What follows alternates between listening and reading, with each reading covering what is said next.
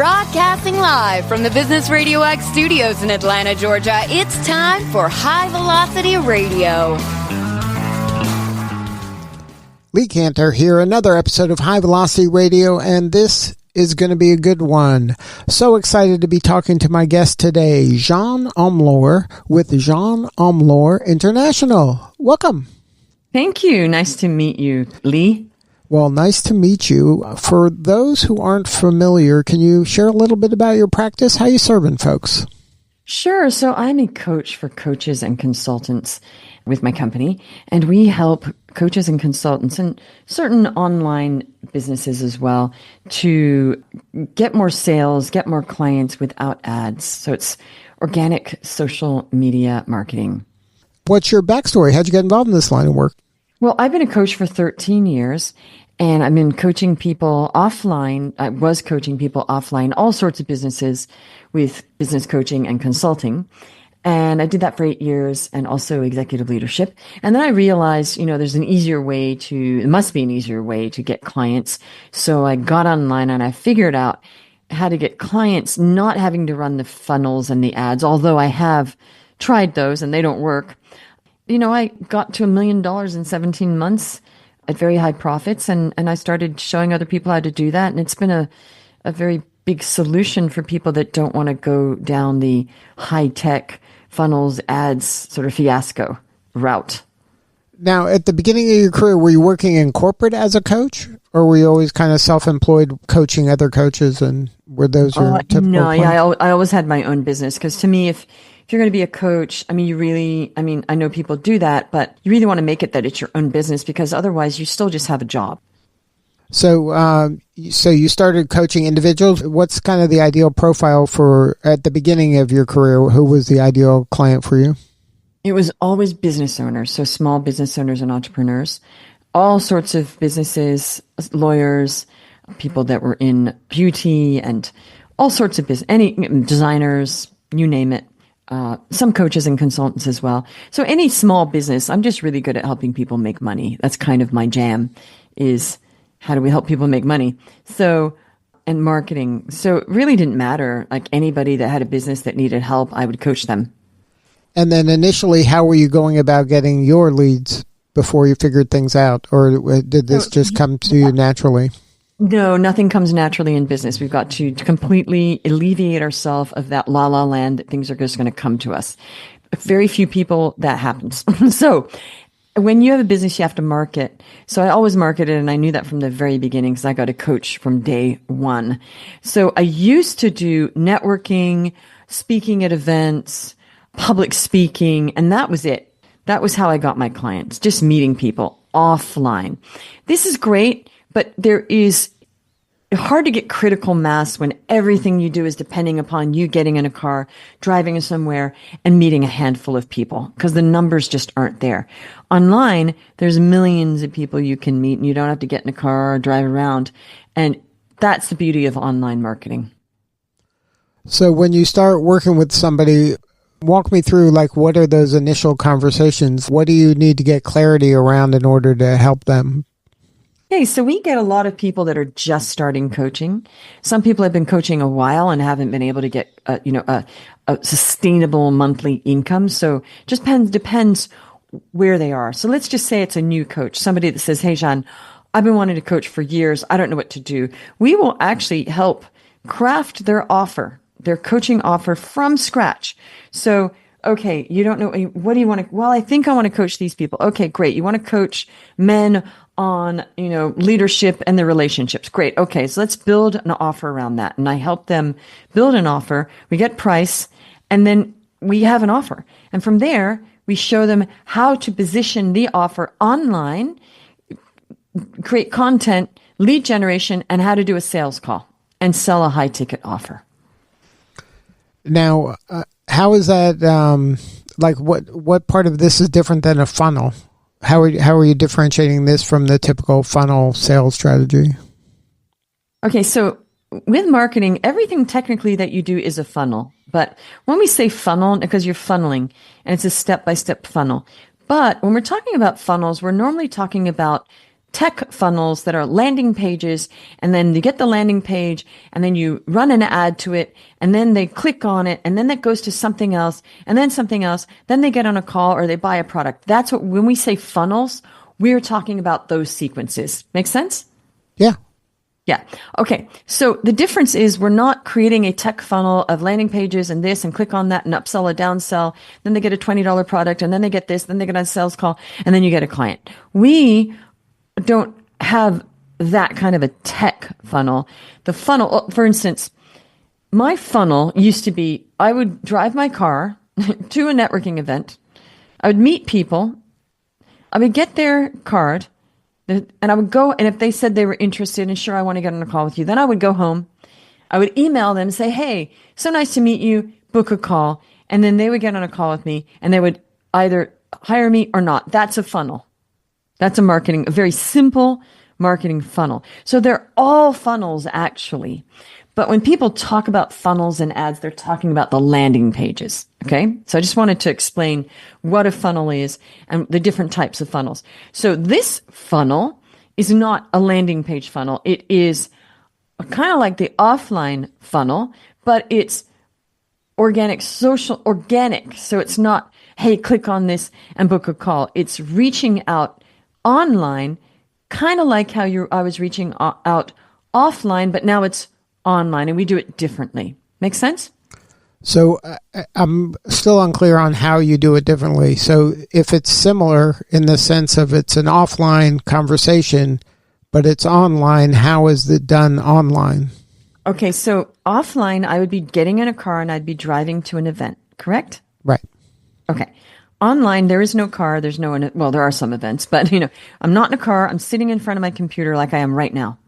But instead of going to an event, I'm going to go to LinkedIn or Facebook or Instagram, a platform.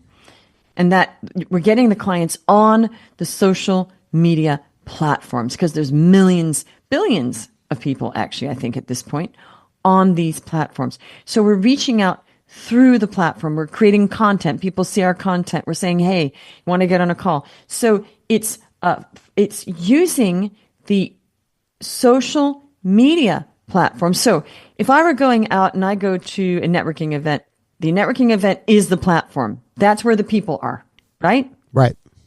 Online, it's, let's just say as an example, for instance, LinkedIn. So that's the platform. That's the difference is I'm not driving to the local networking chamber networking event with a few people there. I'm staying at home and I'm logging into LinkedIn and there's my platform. Does that make sense? Right. So now you're on LinkedIn, so anybody can get on LinkedIn at any point and then post anything you'd like. So your recommendation is to do more posting on social platforms? No, it's much more involved than that. Yes, people should post, but just, I've heard that so much and it's just such bad advice. Just post more. Really, just post more. That's no strategy. That's just posting more. It's not a strategy. And what we teach is actual strategy, posting with reach out with sales. But before that, the very first thing we help people do, I'll repeat that, is we help them craft a really good offer. So they have something first thing, who are you selling it to? What's the offer? How much does it cost? Now we have an offer. Now we have a product. Then you work on your messaging, which I can't just tell people how to do that in 3 seconds. You need coaching on that. Messaging. Then there's content and different types of content. It's not just posting more. Absolutely not. Please don't go post more, folks, of random stuff. It won't work. So it's really about what you're posting and what kinds of posts and which ones work. And then from there, lead generation, which is reaching out to people and what you say when you're reaching out to them. This is very involved. Even though it's simple, it's not easy. Does that make sense? So how are you defining lead generation? Lead generation is, the content is lead generation. So the content, you're doing that for lead generation because some of that content pulls people in, okay? And then there's the same way at a networking event, I walk up to Lee, who's standing on a corner with his business card in his hand. I say, hey, Lee, how are you? And you go, I'm great. Same exact thing, but on social media. So how do you do that interaction in an elegant, kind of non-salesy way, or do you don't mind if it's salesy? Well, yeah, I do mind if it's salesy, and we coach people to not be salesy. So how do you do it in an elegant manner? We coach you on how to do it in an elegant manner by creating those messagings for you. And that's all part of the coaching program that you offer? Absolutely.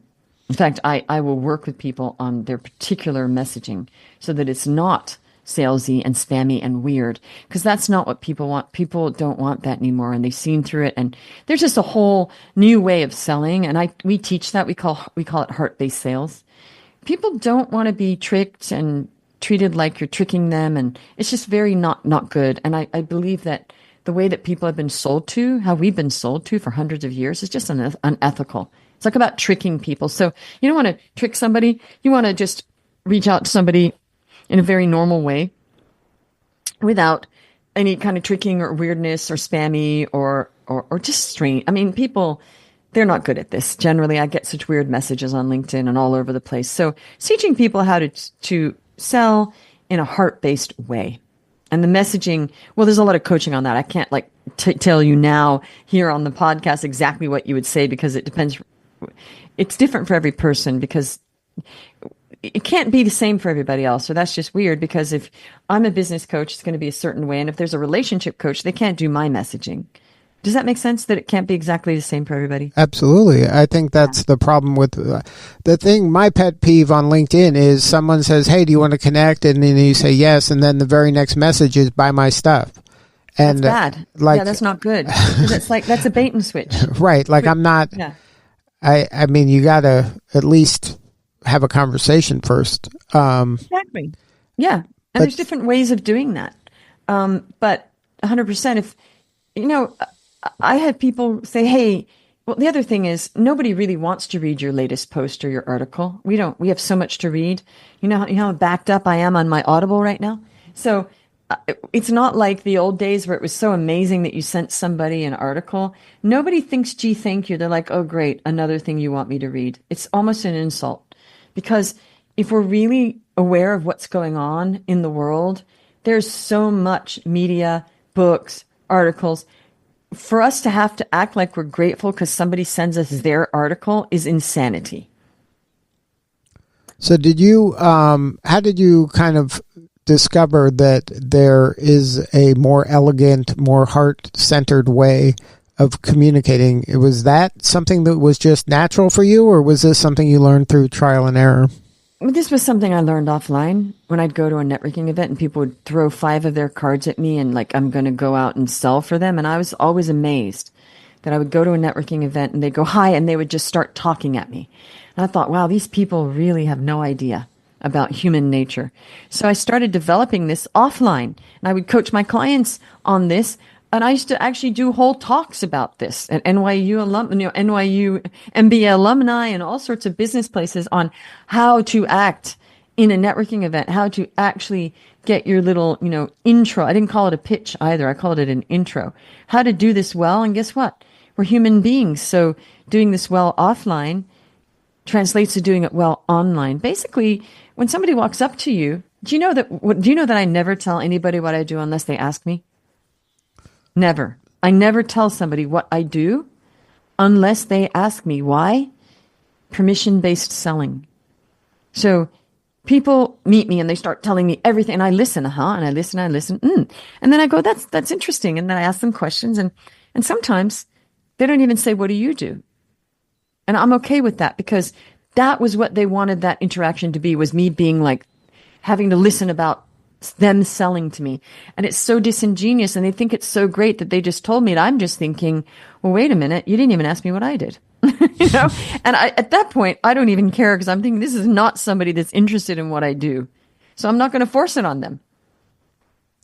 So how do you, with that philosophy, how do you incorporate any level of proactivity into that if you're just kind of absorbing the person initially before, and you're waiting for permission to, share what you do? Most human beings will turn around and say, tell me what you do. Some do not. So that's your first level of vetting. If they don't do that, that's probably not the right fit for me. Probably not. Because the thing is this, if they don't have the social aptitude to ask another human being after basically talking at me for a long time, well, what do? This is not the kind of client I'm looking for. So I'm good. Because I only coach people that are like high achievers. And high achievers, they have enough social grace to say, well, look, tell me about what you do. I'm like, yeah, sure. Here's what I do. Now, this rarely happens that somebody just talks at me and doesn't, every now and then. And I'm not criticizing. I'm just saying human beings are all wonderful and beautiful, and they're different styles. Now, that's great, but they're just showing me that they have zero interest in what I do. If they have zero interest in what I'm doing, I'm not going to force it on them. Why would I do that? I'm zen about it. Great. Nice to meet you. Thank you so much for sharing that. And I move on. Most people say, hey, by the way, Jeanne, I really wanted to hear what you do actually. I'm like, yeah, sure. And they go, yeah, I wanted to hear about that. Most people don't get on a call with me unless they're actually interested in what I'm doing, because they've seen all over social media the help that I provide. And they're just like, okay, I want to talk with this woman. So usually there's no problem there. I'm talking about it's not really, all of this is so easy for me at this point. People see me, they say, sure, I want to get on a call. We do a 15-minute connection on LinkedIn. On other places, they go straight into the booking the 1 hour with me, like a sales call. So yeah, it's really about, everybody knows you have something to sell, right? We all know that. It's, how are you doing that? Are you getting on a call and just like, oh, okay, here's my chance just to tell somebody exactly what I do? That desperation doesn't work. So should a coach have kind of tiers of things they sell, a lower price thing, a mid price thing, a high price thing? That depends. There's no actual rule, like exactly what every single person needs to do. It depends on their offer. Lee, are you a coach? I am not a coach. Oh, okay. I was just wondering. So that depends. It just depends on the offer. It just really, I think people are too attached to everything being set in stone. And my answer is it depends. So when you're working with a new coach, how do you help them decide what is the appropriate offer for them? Well, we work with them in the very first session, and I work that out with them. I just work back and forth, and I figure that out. And then what are some of the criteria you use to decide the type of offer? It depends what they're doing. So let's say it's a relationship coach, then that might be different than somebody that's a business coach, for instance. And whether they're coaching a corporation will be very different from an individual. And then is the offer different or the pricing different or both? Everything will be different, because if you're coaching a corporation to go in and do a team coaching, it's going to be very different deliverable than some individual that needs relationship coaching because their boyfriend left them.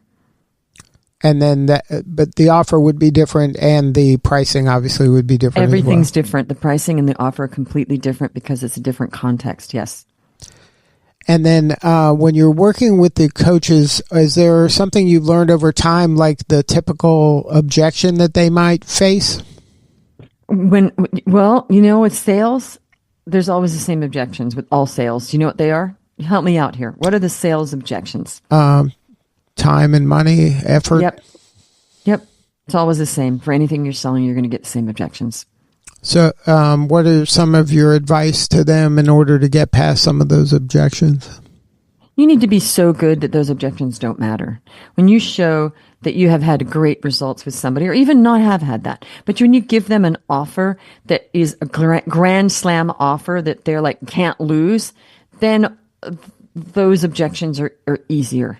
And I don't say to deal with, because some people don't want to get past their objections, and if they don't want to get past the objections, I don't try.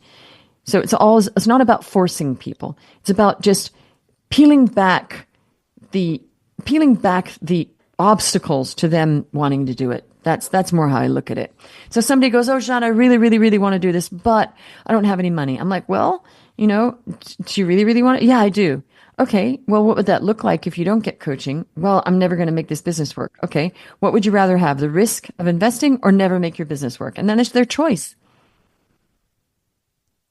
And early on when you were developing this and you were selling it to other people, can you share the first story of maybe one of the early wins you had where you're like, okay, I'm on to something. This is definitely transferable. I'm able to help people get to new levels. Exactly. My very first client with this particular offer signed up, and we had a couple calls, and he and his wife, he said, do you have any testimonials? I said, not for this. I said, I'm not going to lie to you. You would be my first client for this online offer. He went, okay, cool. He goes, everybody needs to start somewhere. I said, yep. So I'm not going to give you testimonials from another offer, which was the one-on-one coaching. I said, because it wouldn't be true. So I'm not going to give you that. You would be my first client. He said, wow, my wife and I are so amazed that you did not lie to us and make up some fake stuff. We're hiring you. I said, great. Then before he got on the first call, he said, guess what? He gets on the call and he said, I just got a 30K client just by being in your world. Just the mindset. I never would have gotten that. Just those 2 sales calls and what you were telling me. I went and got a 30K client, even without actual coaching. Now that's pretty good. And then is your offer one-on-one coaching or is it group coaching or you have both? It is a group. It's neither. It's actually a group one-on-one hybrid model. So I have other coaches that work with me. I have a mindset coach who's also a theta healer. I have a heart-based sales coach because that's what we teach. And we have a content and copy coach that used to run Universal Studios video content department. I have another head coach, client success director, and me. So we have a very, very dialed in professional high-level team of coaches. And there's also unlimited one-on-one. It's a very unusual model in the marketplace. And then, so a person signs up, they have a call with you at some point, or is you just get information? Because they have unlimited one-on-one. Right, but before they make the buying decision. The very first call is we are going to craft that offer and get them their pathway. So this is an introductory paid-for call, is the first call? No, the first call is actually a sales call, which is free. Okay, so there's a free sales call, I guess, for each of you to vet to see if this is a good fit? Absolutely. And then from there, there's a paid offer call where you craft the offer? Nope, there's not a paid offer call. There's 2 offers that we sell. They get one or the other. And that first, no, we don't, we're very professional. We're not like bits and pieces. And that's what I teach, is to run an actual coaching business that's not like like actually professional. So people get a free call, of course, to see if they want to do it. They sign up or not. Sometimes they want a second call. Sure, that's also free, of course. Then they're in a program and it's all included. It's not then one call and then we pay. No, it's they hire us for a program and it's all included. So that first coaching call we do is all included in a program. Does that make sense? We're not then doing one call and we pay for that. That's not very professional. And then is a program a month, 90 days, a year? Like how is a program defined? We have a 12-week program and a year program. Oh, so those are the 2 programs? Yep. And then is it something that people just keep signing up for, or if you go through the 12-week or the year, you're kind of self-sufficient at that point? Some people do the 12 weeks and then they want to continue because they want to keep building it. But we do the 12 weeks because the 12 weeks is geared to giving people the fishing rod, how to go get clients online. Some people just want to learn that. Hey, show me how to go fish. And we say, here, sure, 12 weeks, you're good. They're starting to get clients. So now they know how to do that over and over again. Some people want to build the business. They want mentorship as well. They want to learn other things other than just getting clients. They want to get on podcasts. They want to monetize that. They want to start a podcast, maybe get speaking gigs. We coach on all of that in our longer program. Team building, all of that. But either one, you get access to the team. Yes, both of them. It's just, and some people do the 12 weeks and then sign up for the year. One of my clients signed up for 3 years. He just kept signing up because he enjoyed the mentorship. It was working. He just wanted to keep building. What rewarding work. I mean, you must sleep well at night knowing the impact you've had on so many people. It's amazing, actually. And I'm actually very proud of me and my team because, during COVID, when people were dropping like flies, not just dying, but I mean, like they were just like, what am I doing? I have no job. We helped a lot of people position an offer online and start selling it. And they were putting food on the table. So what we provide, what we help with is a very simple solution. Well, I mean, it's meaningful work, and you're really impacting a lot of individuals, their families, and their communities, so it's important. Exactly. And you know what? What people need is they need to thrive. They need, it's the worst feeling, because I've been there. I have been very poor, in deep debt. It's the worst feeling in the world to wake up and think, gee, how am I going to provide for my children? Worst feeling in the world. And my thing is, once you get to a point where you're not worried about paying the rent or the mortgage and all your daily expenses, that's a level of freedom where it's like, it's just taken care of. That's the first level of freedom. And I want everybody to feel that level of freedom where they have no worry about their day-to-day livelihood. And then from there, then you go to the next level. So if somebody wants to learn more, have a more substantive conversation with you or somebody on the team, what's the website? What's the best way to connect? Best ways, we're going to give you that link, but it's just jeanneomlor.com. And if you look, you'll see, reviews, and you can click on that page, and then there's a place where you can see hundreds of client testimonials, and there's also a place where they can book a call. And that's JeanneOmlor.com? Yep, that's it, jeanneomlor.com. And then are you on all the socials, or do you have a main social that you're active on? LinkedIn, Instagram, Facebook are the three main socials. I also am on YouTube, Jeanne Omlor TV. I have a podcast that's we put on YouTube as well, and other videos. Well, congratulations on all the success. You're doing important work, and we appreciate you. Well, thank you. Thank you for the opportunity to speak with you about this today. All right. This is Lee Cantor. We'll see you all next time on High Velocity Radio.